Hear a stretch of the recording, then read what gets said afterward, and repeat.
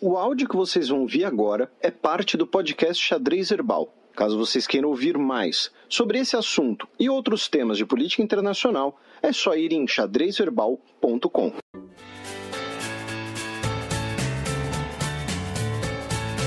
Gambito da Dama.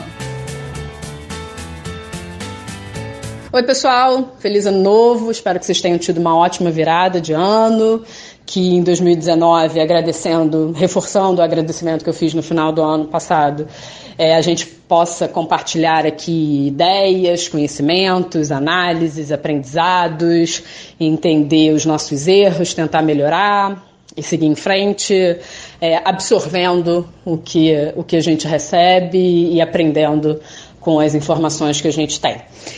Bom, eu costumo mesmo ter essa visão um pouco mais, não sei se realista é a palavra certa. Eu acho que a única coisa que a gente sabe é que as situações vão mudar e a gente precisa aprender, porque a vida tem uma curadoria independente das nossas vontades, alheias às nossas vontades, e nos cabe tentar trabalhar com elas da melhor maneira possível.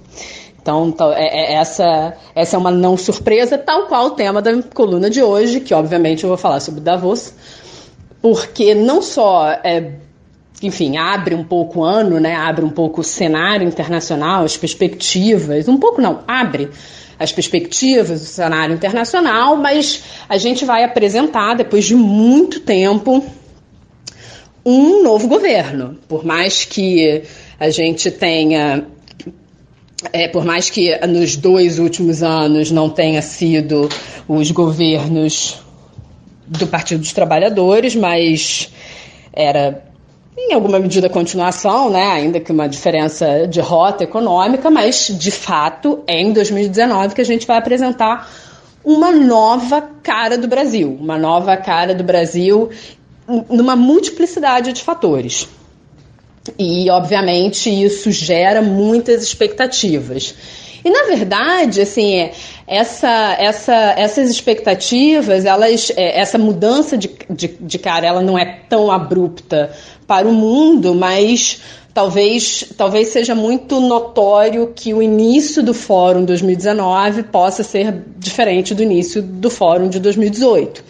Então, em 2018, tinha uma novidade que me é cara, né, que eu particularmente acho muito interessante, que era o Índice de Desenvolvimento Inclusivo, que atingia, que tentava olhar para outras dimensões do desenvolvimento econômico, na verdade, olhar para o desenvolvimento econômico na perspectiva da inclusão, para além do PIB, para além das medidas da riqueza gerada num país. E isso reflete uma agenda que ultrapassa as decisões estritamente econômicas, em que pese eu ser aqui uma economista que defenda significativamente que a economia ela é mais do que a medida da riqueza e da distribuição dessa riqueza, mas a própria, como eu sempre costumo dizer e falei na coluna passada, as garantias individuais elas não podem ser dissociadas do desenvolvimento econômico. Existe uma simbiose entre o que eu posso ser e como que esse ser que eu posso ou não usufruir, né, que eu posso ou não materializar, se relaciona com a sociedade. Então, partindo desse pressuposto, pensar no índice de desenvolvimento inclusivo é pensar em como entender a sociedade, como esses indivíduos eles ocupam esse papel na sociedade, mais que isso, eles podem ocupar esse papel na sociedade para ter essa troca entre a economia. Então, a ideia é que, olha, se eu penso em crescimento econômico inclusivo, eu estou conectando os diversos atores sociais ao bonde do crescimento econômico. Então, não deixei ninguém de fora, não tem ninguém de fora desse bonde, então vamos todo mundo. Ou, pelo menos, se não tiver essa conexão, eu consigo medir, porque, como diria Lord Kelvin, você não melhora o que você não mede. Então, eu meço essa capacidade de incluir para enxergar onde que eu posso melhorar, onde que eu posso tornar esse indicador melhor para que esse crescimento econômico abarque todos os indivíduos de um determinado local. Então essa foi um pouco a carinha de 2018, um pouco, ainda que já num cenário de mudança, quer dizer, não que essas coisas sejam excludentes, mas esse protagonismo, ele vem sendo construído há bastante tempo, né, sobre protagonismo da necessidade de políticas públicas, mas quando você olha para o Fórum Econômico de 2019, você tem outras agendas mais, não mais relevantes, mas que despertam uma atenção significativa. Talvez a mais significativa delas, assim, não é mais significativa, né? Talvez o que seja mais preocupante, digamos assim, seja a perspectiva de uma crise, que saiu uma estimativa de que a próxima crise internacional, em especial nos Estados Unidos, já tem data, será em 2020. Em grande medida não, mas as políticas econômicas expansionistas adotadas nos Estados Unidos têm uma contribuição, e que na verdade a gente vem falando isso há muito tempo, a gente conhece aqui no Brasil esse receituário. Então você teria, não só por isso, mas você teria essa próxima crise iminente. E ao mesmo tempo, então, os Estados Unidos não chega, né, porque Donald Trump cancelou a ida, mas tem o foco, mas obviamente esse é um assunto que vai ser debatido e eu espero na próxima semana falar sobre o desenrolar desse debate.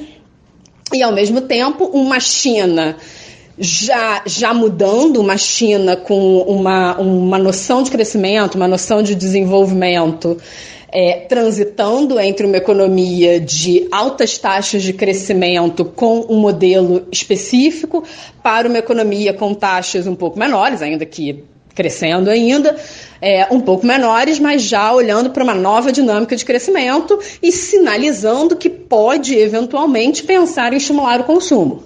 Então você tem aí um cenário um pouco diferente e vem o Brasil. Bom, o que é o Brasil na reunião, pelo menos o que a gente acha que pode ser? O Brasil está diante de um dilema muito claro, né? Muito óbvio, talvez os meninos falem sobre isso e, enfim, essa semana inteira muitos veículos trataram dessa dualidade não, mas dessa curiosidade. É claro que o posicionamento da equipe e do presidente será numa clara sinalização de liberalização econômica, abertura comercial, uma indicação de que essa abertura comercial que impactará a competitividade aqui dentro, como sempre acontece, qualquer abertura, ela tem, como eu já disse aqui, inúmeras oportunidades. A abertura comercial, ela tem o poder de pulverizar os benefícios e os ganhos econômicos, sociais, então tipicamente os consumidores acabam sendo muito beneficiados, mas porque ao mesmo tempo você ainda tem insistência de políticas de fechamento, porque o prejuízo é local, eu conheço. Então, se eu conheço, eu posso ter poder de influenciar, ou eu consigo materializar e personificar aquele grupo que, teoricamente, está sendo prejudicado por uma maior abertura. Então, a sinalização dada pelo governo, em grande medida capitaneada pela equipe do Paulo Guedes, é de uma liberalização, de uma busca pelo aumento da competitividade, portanto, da eficiência econômica. Sem dúvida nenhuma, essa é a bandeira.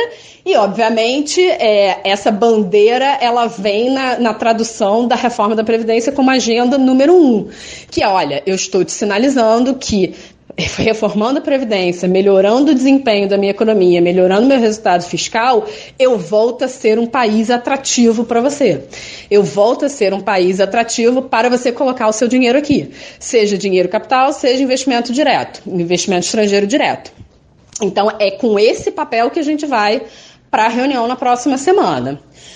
Obviamente que há um questionamento sobre o papel que o chanceler tem nesse encontro, já que ele estará no centro do globalismo, carregando a alcunha da pessoa da pessoa que está lutando contra o globalismo. Então, isso coloca, obviamente, a gente numa situação de, qual é a real agenda de vocês?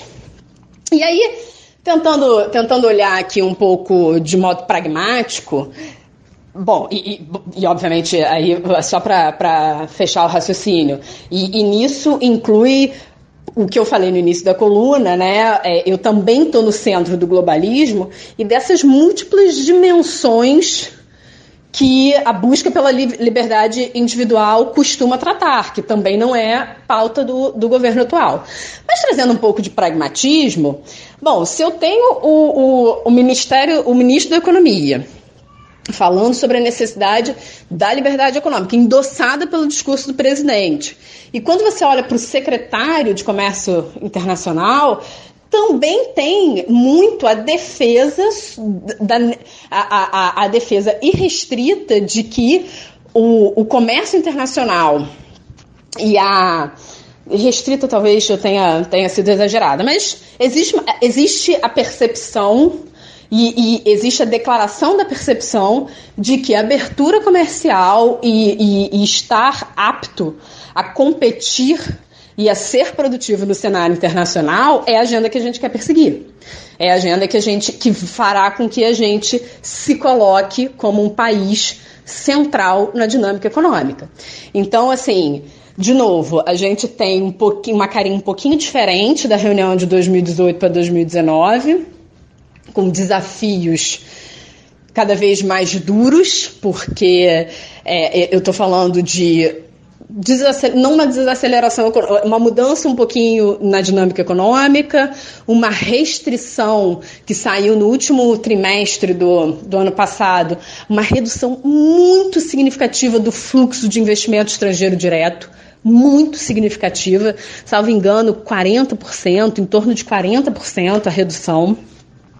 Ainda assim, com essa redução, cabe destacar assim, que os maiores receptores continuam sendo Estados Unidos e China, mas o que eu venho reiterando, a China a